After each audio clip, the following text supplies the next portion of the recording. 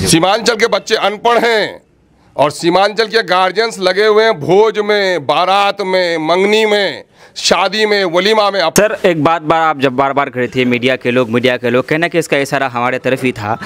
हम आपको एक चीज़ बताना चाहेंगे कि पत्रकारिता में अगर हम आपकी अच्छे कार्यों की सराहना करते हैं तो हमें सवाल करने का भी हक होता है।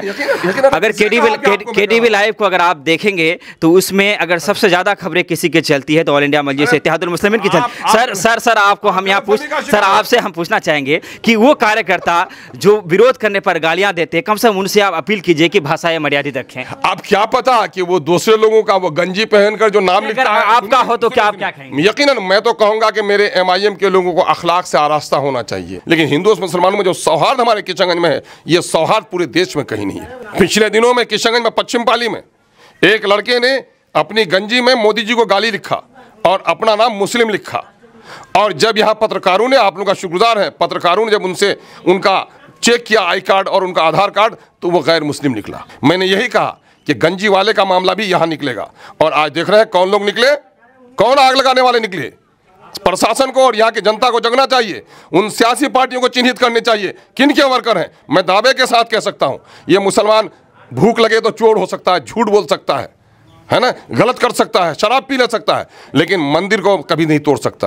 असदुद्दीन ओवैसी साहब का जो दौरा है सीमांचल में, यहाँ की जनता को इससे क्या बेनिफिट मिल सकता है? साथ आप देखते नहीं होंगे केडीवी लाइव में मैंने आपको दिखाना चाहेंगे, मैंने कहा था कि तेजस्वी यादव जिंदाबाद, तेजस्वी यादव जिंदाबाद करना क्या हमारी मजबूरी है। मैंने ये घटना का जिक्र करते हुए कहा था कि बेगूसराय पर जब बच्चियों के साथ जुल्म होता है तो एमआईएम के जो वॉइस आपके क्या है आदिल हसन आज़ाद साहब और अख्तर साहब वहाँ पहुँचते हैं, लेकिन राजद के लोगों में लोग चू तक नहीं बोलते हैं। तो क्या ये सरकार गुंडा राज है? मैंने उन चीज़ों का भी जिक्र किया, लेकिन आप वो चीज़ें तो नहीं देखते हैं। लेकिन आपको वो चीज़ें भी देखना चाहिए। सारी चीज़ें देखते हैं। अगर आज Tejashwi ji deputy chief minister बने हैं तो कहीं ना कहीं एमआईएम का खून करके बने हैं।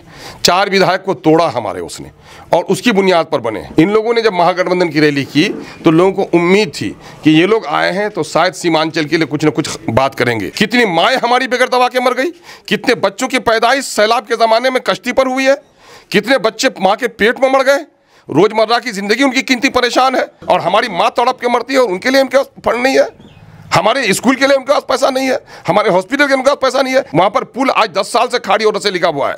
ये सारी जुल्म नहीं है क्या?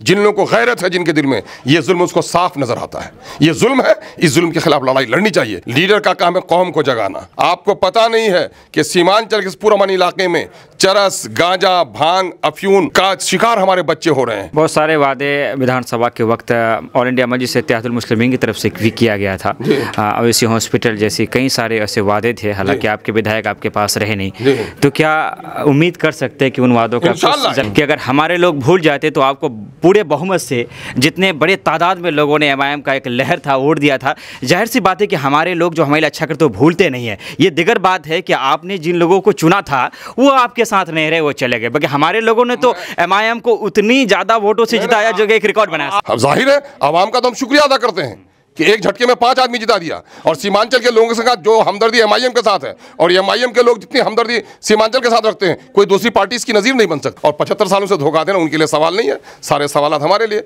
गरीब की बीवी सबकी भाभी।